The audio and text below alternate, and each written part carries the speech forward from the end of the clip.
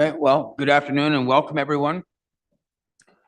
Deputy Mayor Tom Hutchinson, I'm the chair of the Committee of Adjustment meeting. Under item number 1, I'd like to call the meeting to order.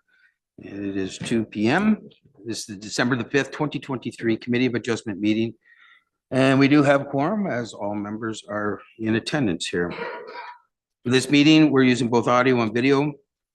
This meeting is being recorded and we posted on the West Grey website at www.westgrey.com. Technology for this meeting is being managed by the West Grey staff. Please refrain from clicking buttons throughout the meeting unless prompted. And before we continue, I'm asking Communications Coordinator, Ms. Ferguson, to provide an overview of some of the other key points for the meeting. Ms. Ferguson, go ahead, please. Through you, Chair Hutchinson. Before I begin, if you get disconnected, you can dial 1-647-558-0588 and enter meeting ID 891-5626-2480.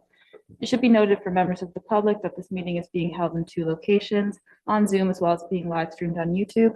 Both members of staff and council have been briefed on the various features of the Zoom meeting software. Members of council and staff will be raising their hands to speak. For members of the public, if you require any technical assistance at any point during this meeting, you can send a chat message to me, Sheila Ferguson, Communications Coordinator, and I will attempt to assist you. Thank you. Item number 2 is the purpose of the meeting. I'm going to get Secretary Treasurer, Ms. Wilden, to please provide your comments. Through you, Chair Hutchison. The purpose of the meeting is to allow the presentation of 12 consent to sever applications and to allow interested members of the public the opportunity to ask questions or offer comments regarding the applications. A public registry for the applications is available by email at sferguson@westgrey.com. And if any member of the public would like to be notified in writing of the decision on one of the applications, they are to provide their name and mailing address by email or via the meeting chat function for the corresponding registry. This will entitle one to be advised of a possible Ontario Land Tribunal hearing in the event the decision on the application is appealed.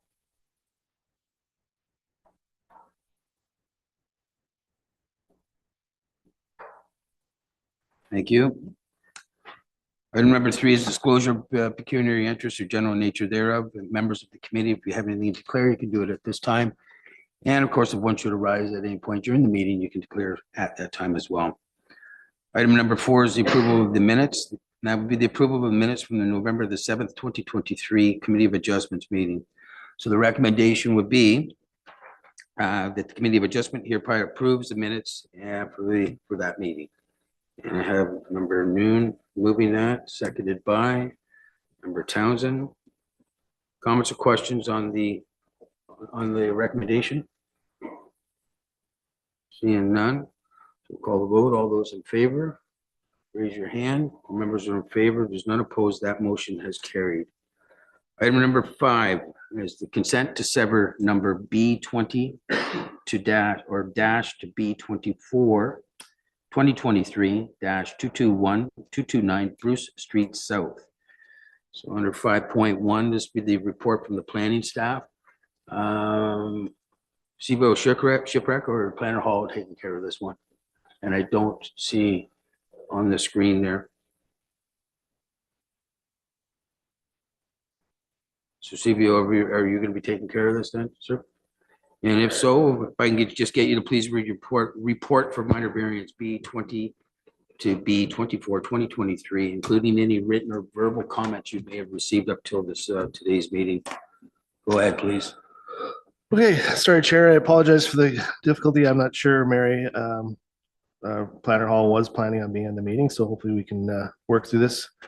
Yeah, so this for consideration of planning report B20 to 2024 WT Land Inc. The Committee of Adjustment provides provisional consent subject to the following conditions, 1 through 8 there.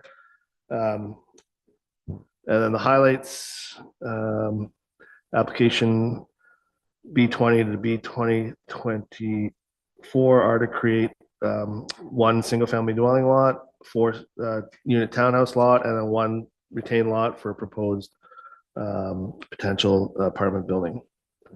Other than that, I don't have any. The only one item that is not on this planning report is that we will be adding or we request that we add a recommendation that the entire property would be under site plan control as a condition of consent, that we require an agreement in place prior to the consent. Okay, thank you, CBO Shipwreck. So that'll take us to 5.2, and that's verbal comments. There's two parts to this. 5.2.1 would be the committee members. Once we're completed with that, then we'll turn it to the public. I will go virtually first to see if there's any received, and I'll check with the clerk in case there's any written comments that have come in. And then we'll turn it to the live in the audience. So under 5.2.1, committee members, does anyone have any questions or comments? Pat? Seeing none, then I will go to 5.2.2. We ask the communications coordinator to please allow the public know how they can participate. And if you could let me know if we have anybody waiting to speak. Through you, Chair Hudson.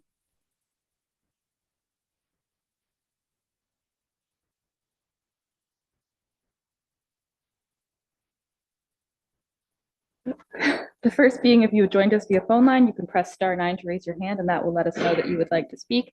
After speaking, or if you raised your hand in error, you can press *9 again to lower your hand. If you have joined us using the Zoom meeting software, you can also raise your hand, usually located in the bottom right-hand corner of your screen with a blue or yellow hand icon. And at this time, Chair Hutchinson, I'm not seeing anyone wishing to speak online. Thank you, Ms. Ferguson. Clerk, have you received anything? Pardon me? Tammy, Ms. Wilden, go ahead, please.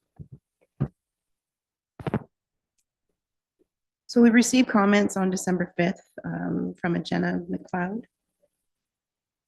Would you like them read? Dear West Grey Council, I would like to have attended this meeting in person. Unfortunately, the same as your previous meetings, I wasn't able to get the time off work on such short notice. I understand that you met the 20-day notice period for the first letter of notification. However, the 14 days between meetings does not allow all concerned citizens time to request time off work. However, I do appreciate that you allowed written submissions. Thank you. As I understand, zoning bylaws control the use of land in our community. An official plan is set out for future land use, and they contain specific requirements that are legally enforceable. As per Ontario.ca zoning bylaws, when council evaluates possible amendments for zoning changes, it must meet considerations. The first of the four considerations is conformity with the official plan and compatibility with adjacent use of land. The second point is considerations of suitability of land for the proposed purpose. The fourth consideration is the risk of flooding. These considerations all listed on Ontario.ca how zoning bylaws are evaluated. I will address the first issue of compatibility with adjacent land uses. I live at 365 Sadler Street West. It was my understanding until recently the property beside me was a laneway/road access. This property is not currently the proper dimensions to build a single detached home. The second major concern is how bylaws are evaluated and amended in the suitability of land for the proposed purpose. This land is adjacent to the Saugeen River.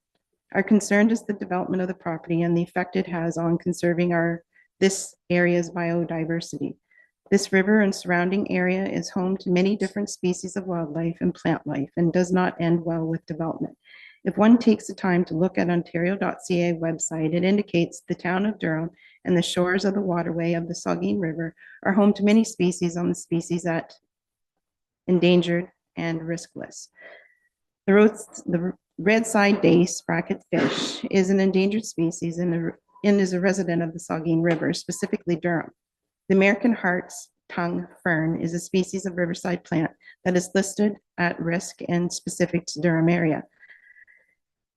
The rainbow mussel is listed as special concern and found in the Saugeen River. We go further with this list: the spotted turtle, the wood turtle, the snapping turtle, the eastern fox snake, and the ribbon snake, various water birds. Therefore, I would like to see a copy of environmental impact study on the river, animals, and plants before the council recklessly amends bylaws so we can confirm this riverside land is suitable for a zoning change from FD floodway to a development property. I would also like to address the concern for the river water body itself. The proposed apartment building foundation is required to be much deeper than a residential foundation. I would like to see a study on the possible concerns it may pose on the water table in the springs located at the site.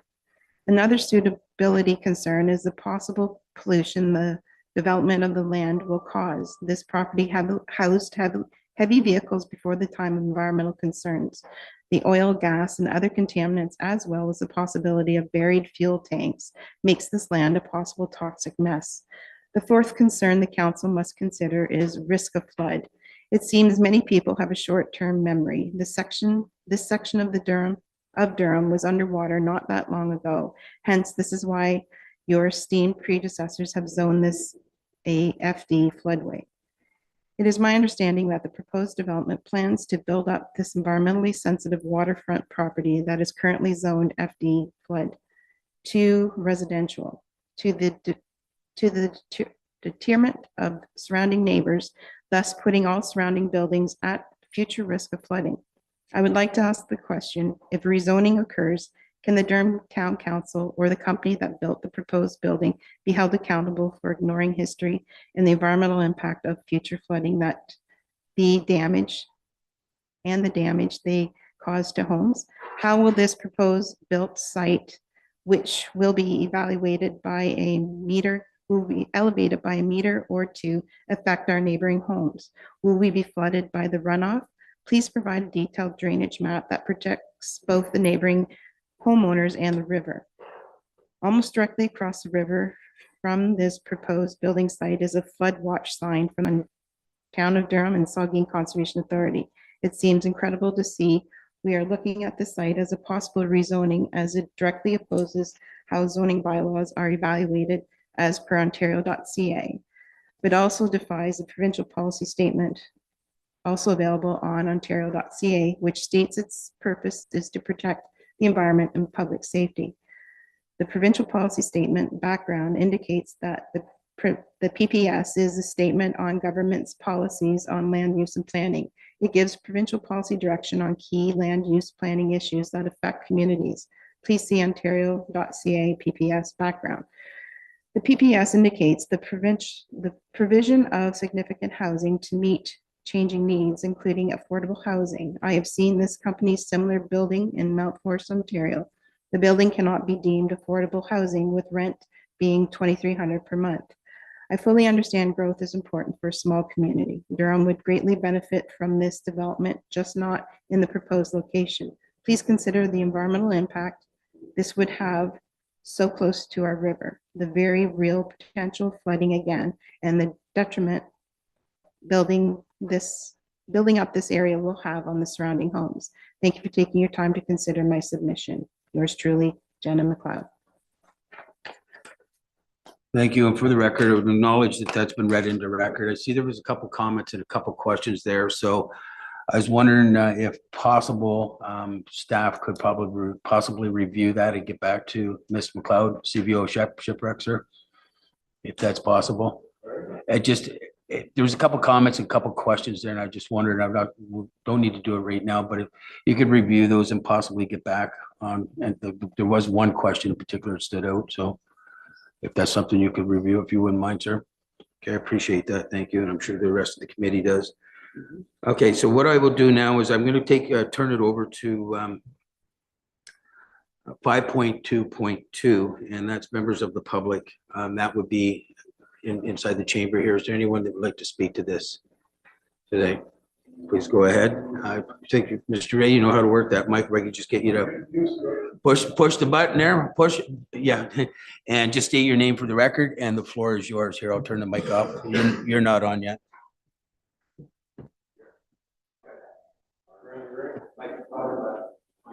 There we go. My name's Randy Ray.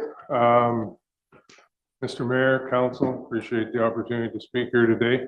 I am speaking on behalf of the residents of 365 Sadler Street.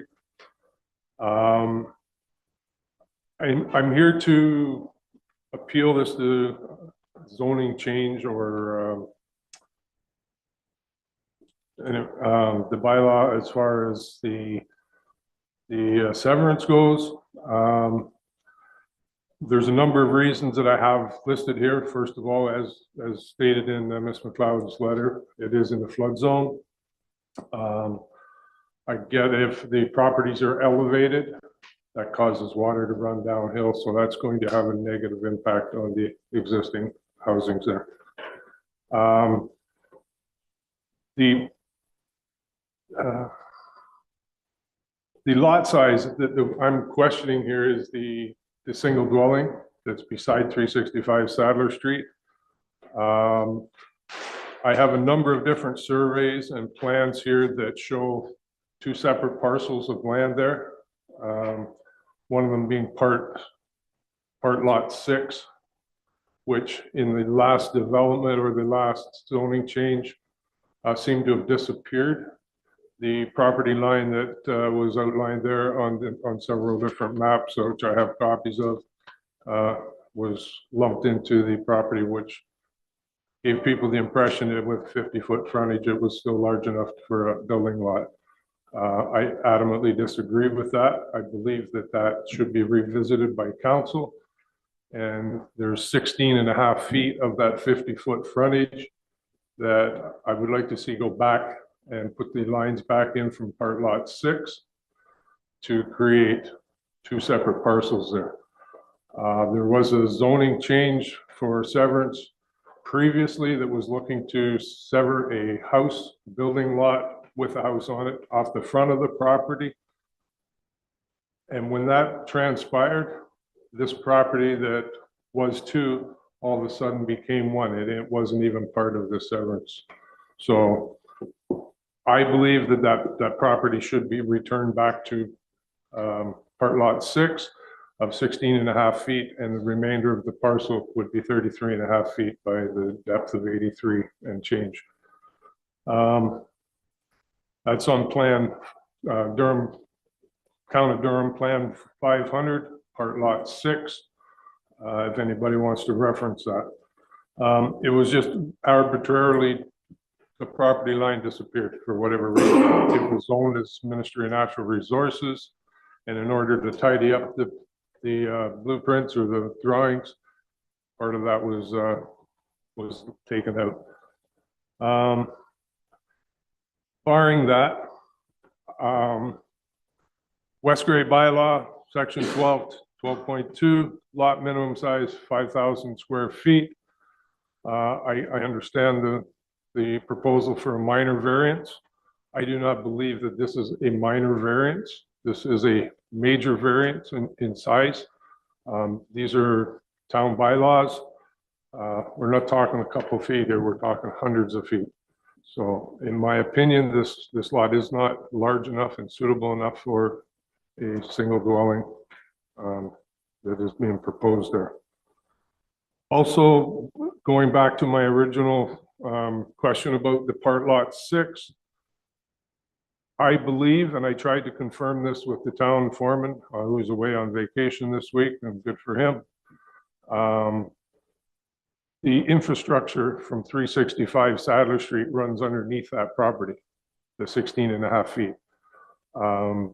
Based on problems that have happened in the past with sewage, I'm very certain that infrastructure runs underneath that property that was arbitrarily lumped into the proposed building lot next door. So I believe there's a number of different issues that are raised from that. So other than the sewers that would run underneath the proposed driveway on the new lot, how would any future maintenance be done on the sewers? In fact, if there was a problem, because the sewer from 365 Sadler Street runs out at the back of the house and along the side, but it does cross over into that 16.5 feet that I'm referring to. So my first question is, or request is, that council revisit that, where that property was severed. And the gentleman sitting in the front row, I want to acknowledge that it had no part in theirs. It wasn't something that these guys have done. This was prior to them taking possession of that entire part of property, or parcel of property. And I would I would request and ask the council that they revisit that and return that back to its original dimensions of 13 or 16 and a half feet by 83 and change. Other than that, that's all I have. I appreciate the opportunity to have my say, and I thank you and wish everyone a happy afternoon. Thanks. Thank you, Mr. Ray. And just, yes, I know we are council members, but just for clarity, we're sitting here today as a committee. The recommendations from this committee actually get forwarded to council. Yes, it's the same people, but just for clarity, this is Committee of Adjustment. It's just, we can only make recommendations, and then again, that goes to the council level. Just so you understand that clarity. CBO Shipwreck, do you have any response to any of the questions? Yes, thank you, your Chair. So we had received the issue or requests regarding the property in the 16.5 foot section. We did request that the applicant provide a legal opinion, and they have provided a legal opinion for that section of property. So I don't know if you would like to request them to provide the information, or at the time they're allowed to speak, then they could provide that information. Thank you, CBO Shipwreck. I guess we'll turn it over. Maybe we get some of your questions answered. If that's good. Folks, like go ahead and think you understand how that process is and how to work the mic and introduce yourselves and, well, yourself anyways, and welcome. The floor is yours. Good afternoon, committee. My name is Dana Kiefer, Senior Development Planner with Cobite Engineering here on behalf of the applicant. I just thought I took some notes and I thought I would preemptively maybe answer some of council's future questions and address some of the public's questions as well. So first thing about an EIS confirmed in pre-consultation not to be required. Would note that property is basically all in gravel at this point. And while adjacent to the river, it has been previously developed. And arguably we are taking it back to a less noxious use than has existed there previously.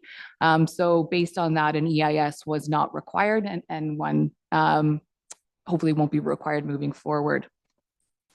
Also, the other point about what was there existing. So as well-known community members will know, it was McDonald Building Supplies for 2 generations at least.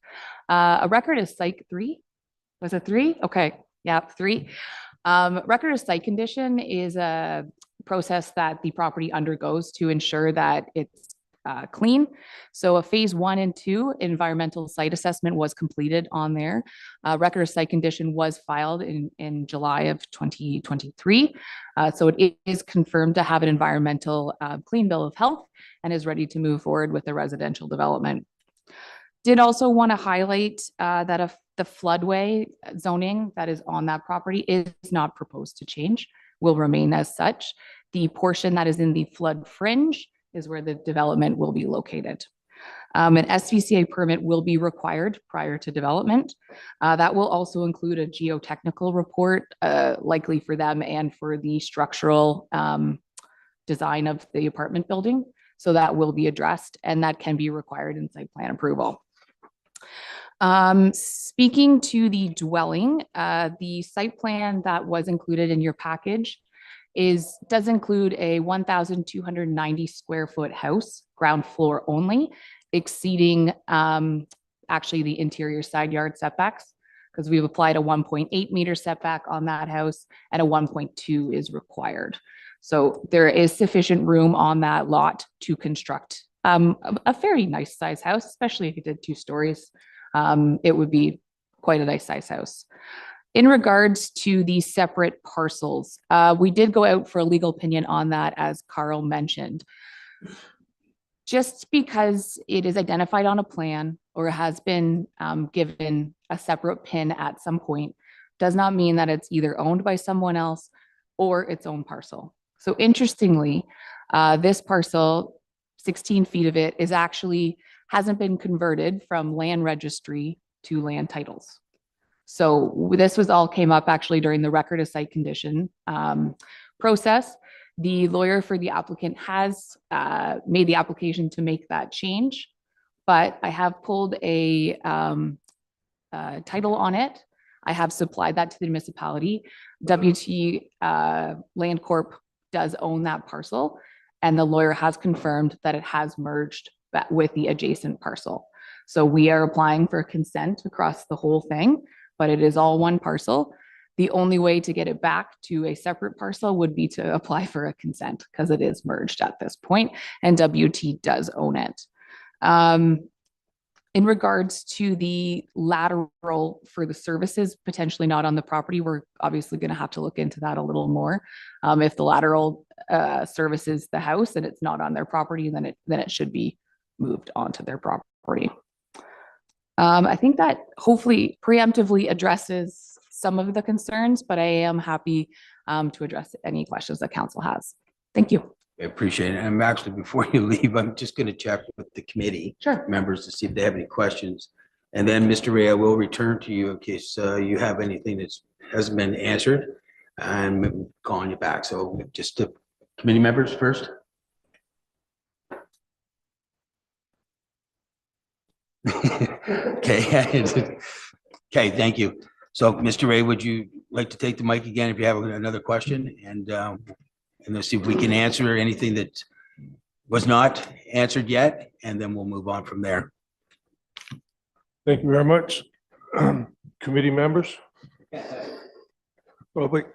I would like to suggest that if this particular parcel of 16.5 feet has not been cleared yet, and it is not through the Land Titles Act, that I would like to stake claim on it due to the adverse possession laws.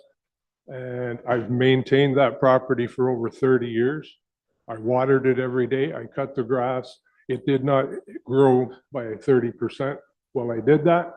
So I'm not sure how it grew that much since I last owned it, but or was on it. But the adverse possession law states that anything prior to the 20 years ago that it came, the Land Titles Act came into play, that's a possibility for, call it squatters' rights, call it whatever you like. But the fact that we maintained that property for over 30 years and the fact that the infrastructure underground goes through that property and has for over 30 years, that I would like to take that avenue as well. I will seek counsel in order to be better advised on that because this is something new to me. Unlike Ms. Kiefer, she does this every day. I'm a little bit out of my element here. So that's all I'd like to add on that behalf. Again, the 16.5 feet, I don't think is an unreasonable request based on the magnitude of what's taking place or what's proposed to take place down in that area. I'm not against new development. I understand the need for it, but I do stand fast on that particular part of the development. Thank you. Okay, thank you, Mr. Ray. I will say, for us to endorse anything like that, it's certainly outside of the scope of what this committee would be able to do. And I'm not going to speak on behalf of council, but I believe what you're discussing here might be a legal matter, and I don't think council would be in a position to do that, but I'm not going to speak on behalf of council. But as the chair of this committee, it's certainly outside of our scope. Would you have a response at all, or? Yeah, okay. And then what I'm going to do is I'm going to be looking for a decision which way the committee would like to take this application. Yeah, so as I previously noted, WT has confirmed ownership. You would have to go through your lawyer to make what's called a quick claim. That's not included in any type of minor variance at this point. And I'm not sure of the even potential of it. Thank you. All right, do I have any other members of the public that would like to speak to this application? Okay, so I am going to move on to item 5.3 on the agenda, and that is the decision. So what direction would the committee like to take with this application?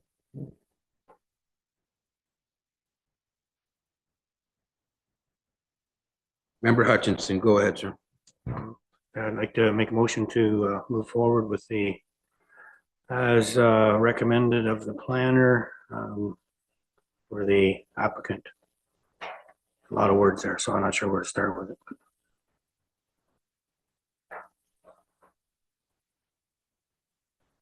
Secretary, Councilor, can probably get right to the recommendation.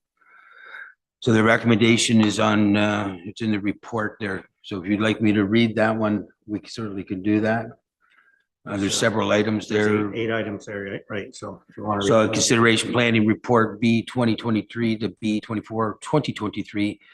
WT Land Inc., the Committee of Adjustment provides provisional consent subject to the following conditions. And that is listed as 1 through to 8. They are in the agenda. Oh, I'm sorry. CBO Shipwreck? Sorry. Yeah, through you, Chair, we are asking for a 9th condition to be added.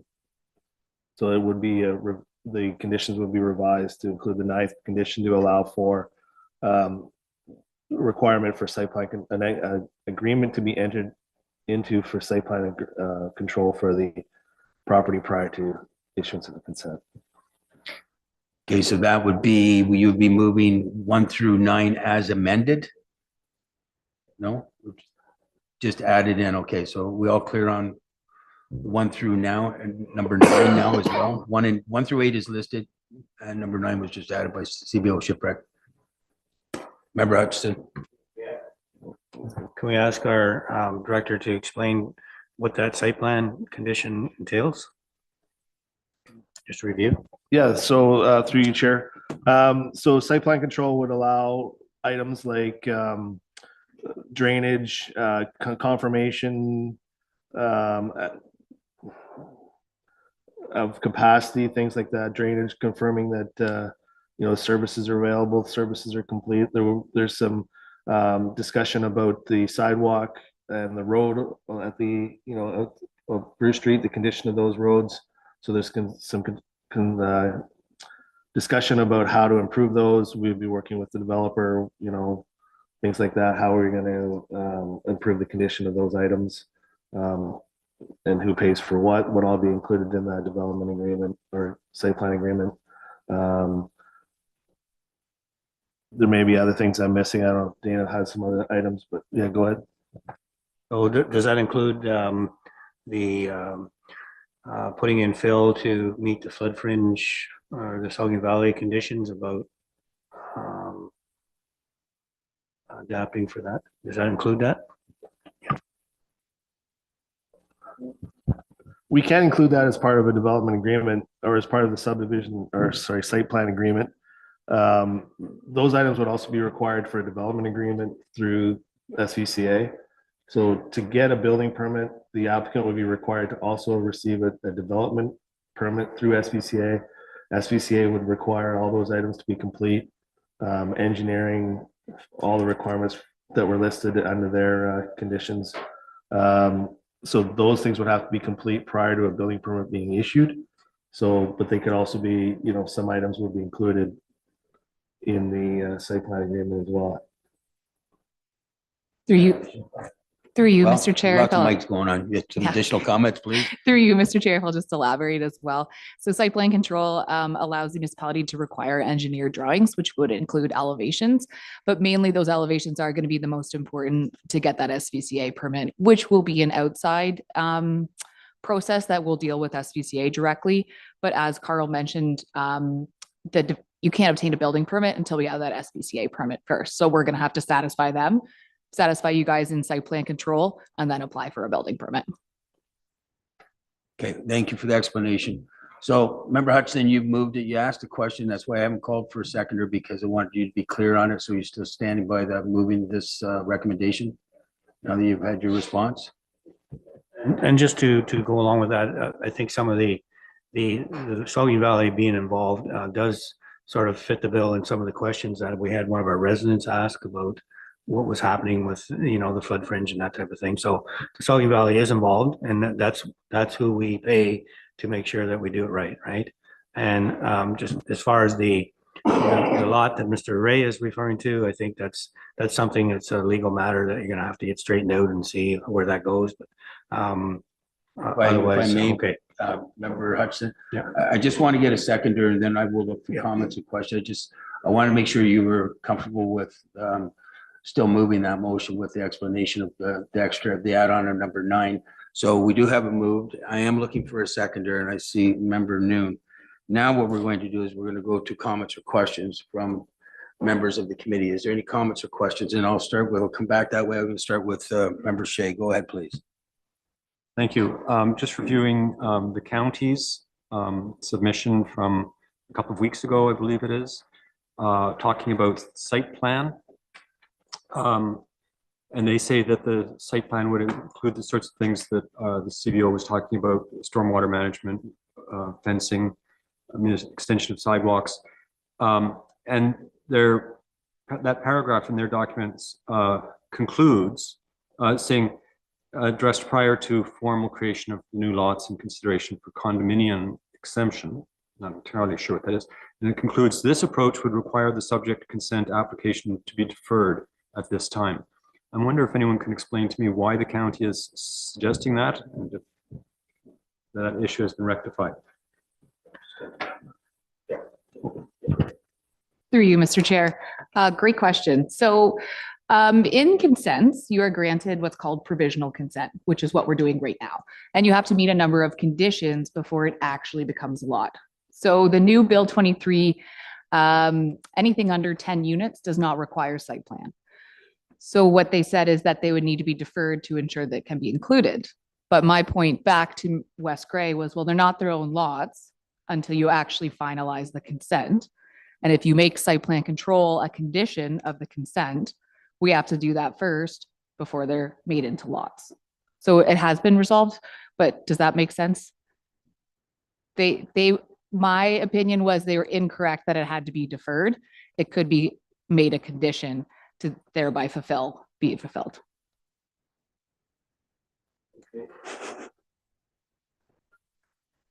Is there anyone other than the representative for the applicant who can concur that the county was incorrect in this? Yeah, through you, Mr. Chair. So the county wasn't incorrect. Their recommendation. They wanted to have the site plan control in place prior to granting the provisional consent. But through discussions with the applicant, we agreed that as long as the site plan agreement is in place prior to the consents, then it would still apply. Like because the issue is with Bill 23, the province has said that we cannot. It's not that we're not or we don't have to. It's that we cannot put site plan control on a residential property with 10 units or less. So if we did the consents first and divided the lots, then we would have one single family dwelling lot. We would have one 4-unit townhouse lot. So at that point, we would not be able to put site plan control on those lots through the province's requirements for Bill 23. We just can't do it.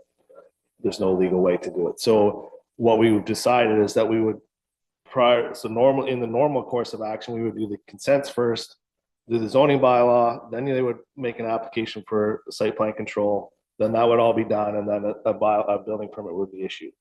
In this case, we decided we're going to do site plan control prior to the consents being completed, so that way we can include the single family dwelling and the 4-unit townhouse all on one site plan agreement for the entire lot. So as long as that site plan agreement is completed and registered on title prior to any consents being finalized, then it would apply to all the lots. So that's why we decided to do it. It's a little bit out of order, and what it requires is the applicant to have all those details in place prior to the 2-year timeline being completed. So we have to have all the details for landscaping and all those other items that we would include in the site plan agreement would have to be available and have to be, as part of that agreement, be completed prior to the 2-year timeline. And they've agreed that they would be able to do that. Otherwise, they would be able to complete the consents within the 2-year timeline, and then they'd be able to complete the site plan agreement in years or whatever they want to after that. But in this case, the timeline works for them and they'd be able to provide it ahead of time, so. Thank you. That satisfies that concern.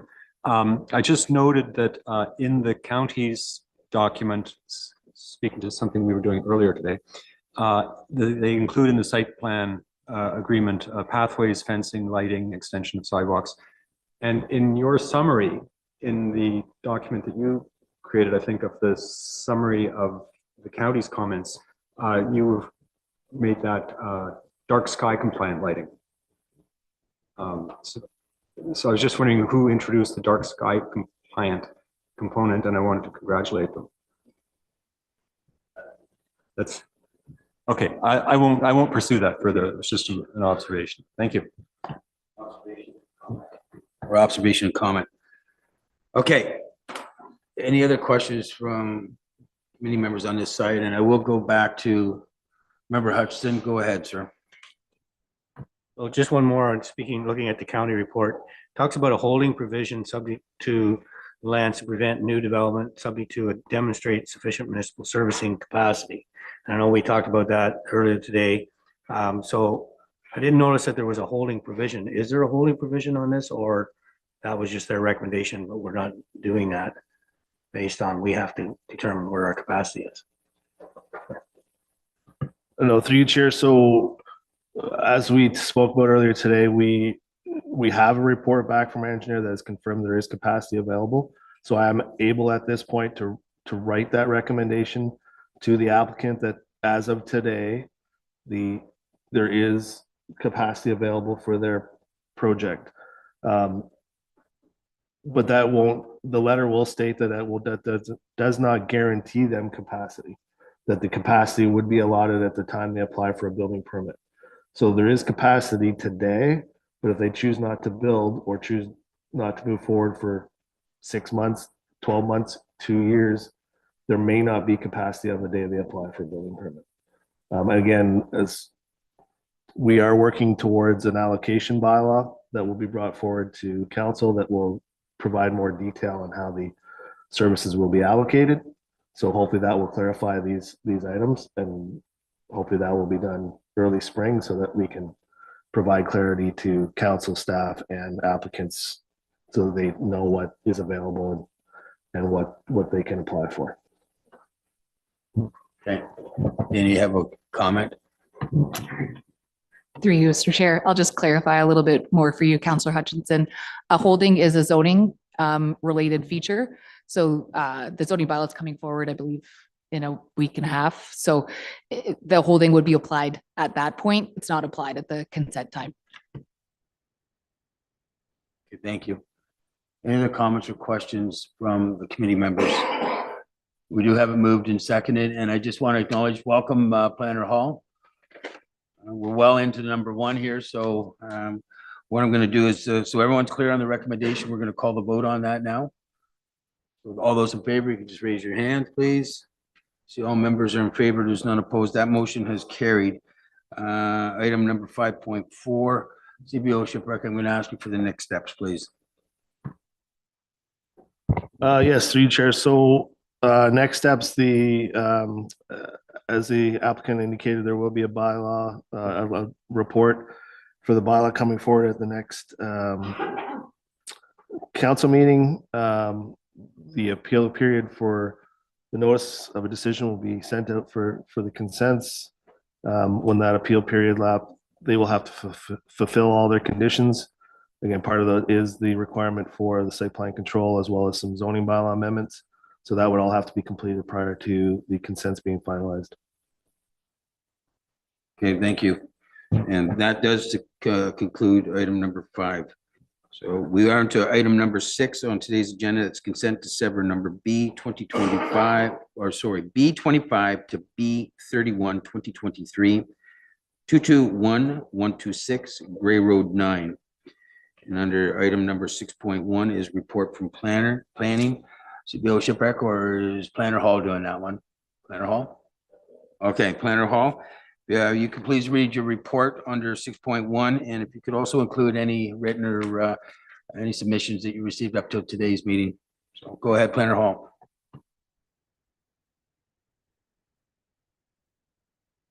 And you are on mute.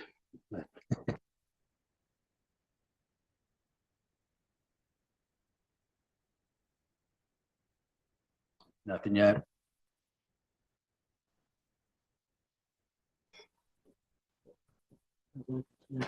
Oh, lost her on the iPhone.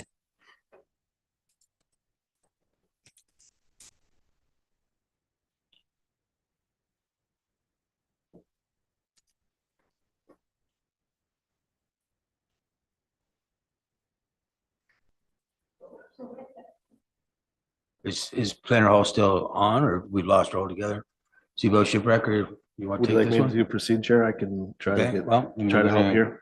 You can do you have any, have you received anything, or? We've not received any additional, Okay, I'll let the floor is yours. actually, sorry, hold on, let me just make sure. Because we did receive comments from the county, which I don't see on the reports. Was the county comments included as part of the agenda?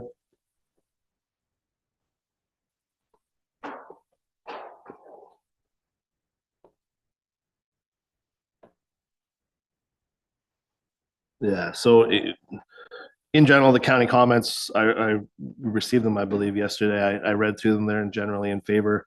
It is a reapplication of a consents.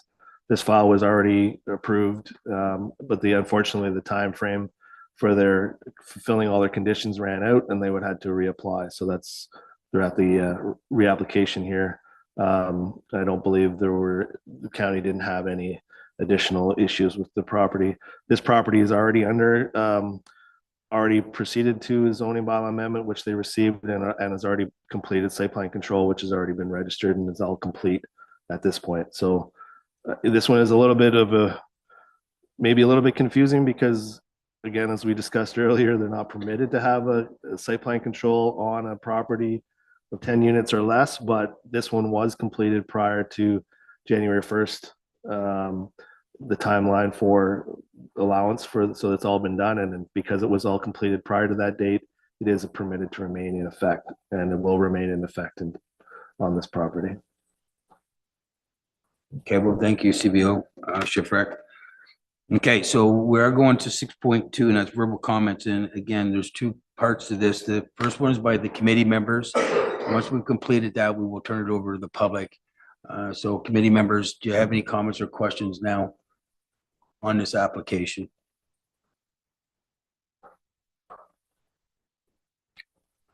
Okay, seeing none, I am going to move on then to 6.2.2, members of the public. Again, I'm going to ask Sheila to please help me just let people know virtually how they can participate. And then I will, once we check that, if there's anybody in the queue to talk, if not, then we'll turn it over to people in attendance. Through you, Chair Hutchinson, for members of the public waiting to participate in this portion of the meeting, you may do so in one of two ways. The first being, if you had joined us via phone line, you can press *9 to raise your hand, and that will let us know that you would like to speak.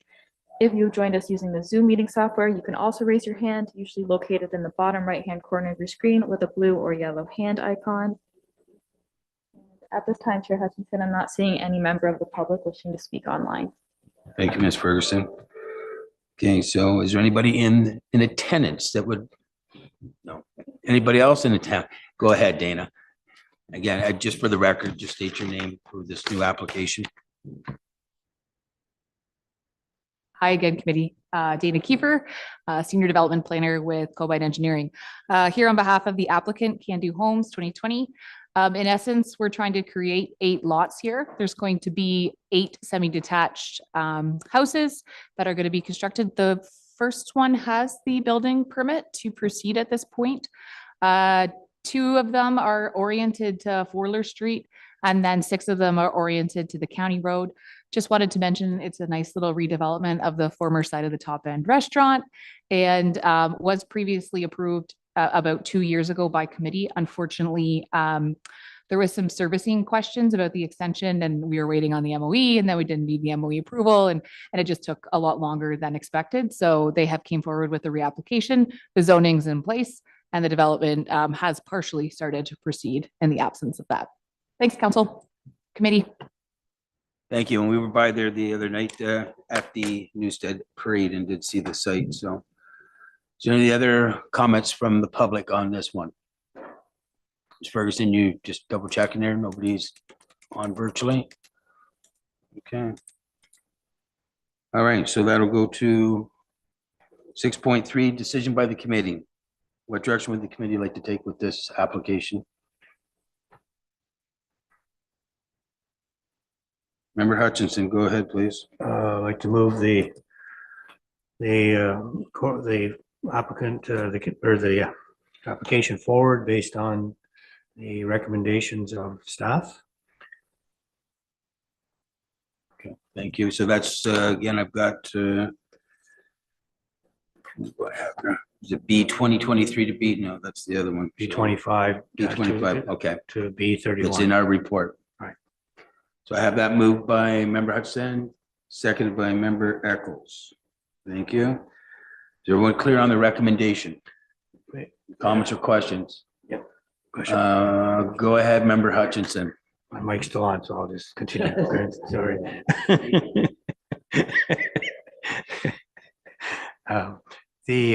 So I see it, the sewers and water have to be extended on Railroad 9, I guess it is. How far of an extension is necessary? Where does that end and before you connect into it, sort of thing?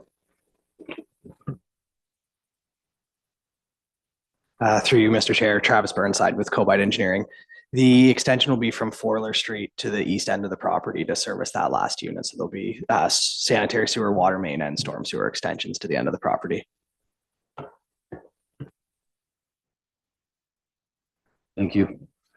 Any further, member Hutchinson? Okay. Is everyone clear on the recommendation? Well, member Noon, go ahead, please. I was just wondering for clarification, if the county made any comments regarding an entrance, like coming off of Queen Street or County Road 9? Like, would it be one entrance coming in to all those lots or one for each severed lot? Thank you. Thank you. Through you, Chair. They will require 6 entrance permits.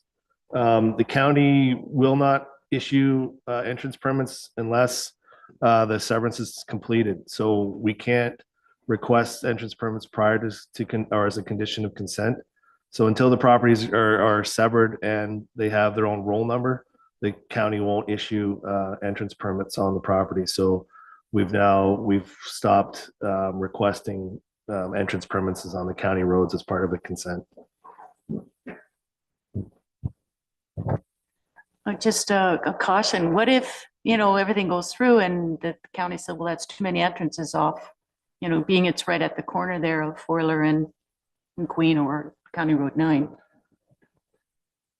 Yeah, through you, Chair. So the county reviews all the applications and they do forward all their applications to transportation. I would hope that the county would provide comment or that they would provide, if there was an issue, that they would provide that in their comments, which we don't have. Travis, Travis is going to take this one. Sorry, through you, Mr. Chair. So there will be 3 combined driveways to service 6 units. Back when this proposal originally came forward, all units were facing Queen Street, and the county made the request that the N2 units be turned to face Forler. So they did review the entrances back when this originally came through, and changes were made to the original proposal to address those comments. Okay, so I think that answered that one. Okay, so we do have the recommendation. Everyone's clear on it. We have it moved and seconded. So what we will do is we'll call the vote. All those in favor, if you just raise your hand. I see all members are in favor. There's none opposed. This motion too has carried. And CBO Shipwreck, what are the next steps, please? yes, thank you, through you, Chair. So this one, like I said, or indicated previously, the zoning bylaw and the site plan control has already been completed. So it's really just waiting for the appeal period. There's no appeals received, then they would provide draft deeds or draft plans, and we would certify them, and they would be, completely consent.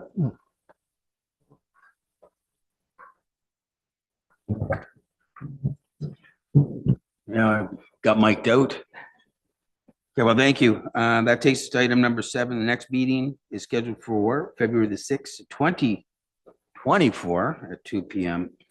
Item number 8 is adjournment. I will declare that all business on today's agenda has been completed.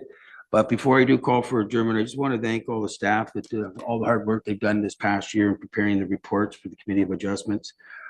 Without these detailed reports, certainly makes our job a lot easier as a committee to make the decisions before sending it to council for consideration. As chair, I'd like to thank the committee members for being well prepared the past year. I think taking the time to read the reports and coming to the meeting prepared is key. And last but not least, as the chair for Committee of Adjustments, I'd like to say Merry Christmas to everyone. Happy New Year and all that wonderful stuff. And with that, I have 2:55 and I would say